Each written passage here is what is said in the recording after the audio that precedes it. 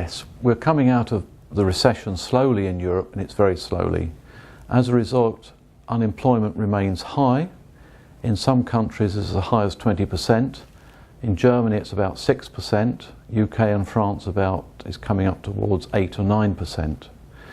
But now that some of the world has started to restock in their factories, Germany has noticed a pickup in employment. What happened during the recession is perm people were put on short time. So perm placements haven't really picked up in Europe. But there is a big demand now across Europe, quite consistently, for temporary labour. Adecco has seen that in its results in Europe. So what we're seeing is companies are not committing to permanent placements, they are committing more to temporary placements there. And that's the major trend. But going forward we see that growth will be fairly stagnant. There's a major adjustment to skill requirements. There's a shortage of key talents in Europe.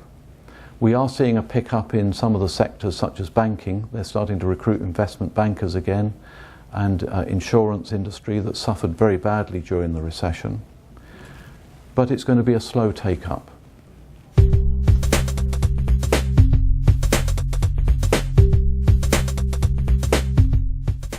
In Europe, we see that we have an increasingly aging population. There's a lot of graduates coming onto the market who are going to have to support in their working careers an increasing aged population there.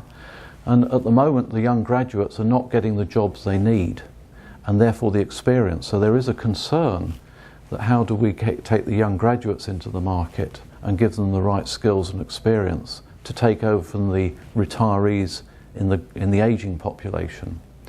In Asia, what we're seeing is a very rapid growth in the demand for talent and people. 10% growth in China. I believe China recently announced they're going to put in community hospitals. They need something like 400,000 doctors, and today they've only got a few 10,000 doctors. Where are they going to get the skills from? And you go across all industries, you see there's a great shortage of talent in Asia. And growth in Asia in GDP is going to come from employment. In Europe, the growth is going to have to come from improved productivity, because there's not going to be the rapid growth in employment that we've seen in the last 20 years.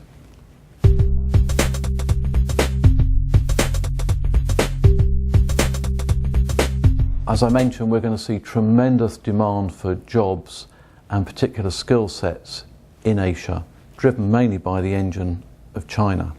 A lot of the graduates coming onto the market in China lack the experience of working in international environments, in project management. They need time to get that experience, and companies need to spend a lot of time training their talents. There's going to be a shortage in both markets of key talents and skills. In the US, as an example, the Department of Employment said 80% of the jobs, new jobs in the future, there's only 20% of the skills available today. Of all the jobs required in Asia in the future, there's even a greater shortage of the right skills. I believe we will see a trend towards more Europeans and Americans coming to Asia to work to help bring that transfer of skills, but there are a lot of family issues involved in that. Another trend is that there's going to be a high turnover, because employees with the right skills are going to be able to easily demand jobs and promotions. In China, we're seeing people can change jobs every 6 months. I mean, even if it's a year or 18 months, you're going to lose your talent and skills, and they're going to go to new jobs. The consequence of that for companies is, given that the value is in the know-how and the skill set of their employees, how are they going to retain that in the company? The second implication of that in Asia is wage inflation. If people keep moving jobs, they normally do so for greater money. In Europe, there's going to be an issue of unemployment going forward. So how the world rebalances is going to be an interesting challenge going forward.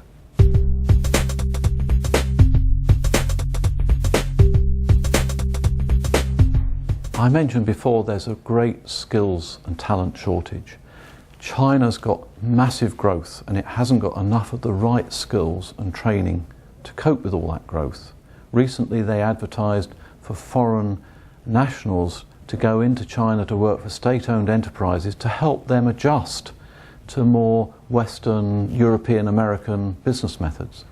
Taiwanese people have got that experience.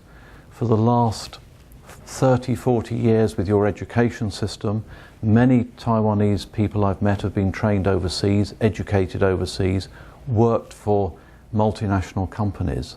That is a unique skill set. Add to that that the Taiwanese people speak the same language and understand the culture. They're going to be much more able to assimilate into China and adapt to China. Although it's not the same, it's an emerging market with all the complications and aspects of that. They're much more suitable for that work than maybe an American who doesn't speak, or European, or me, I don't speak Chinese, only a little. And you have to be effective in that organisation. So your competitive edge is that you have worked in multinational companies, you speak English very well, you speak Chinese, of course it's your native tongue, you understand the culture of American and European companies and Chinese companies. It will be excellent to act as a bridge between the two. And that, I believe, is your uniqueness. And remember, as I said, there's a skills shortage and a talent shortage.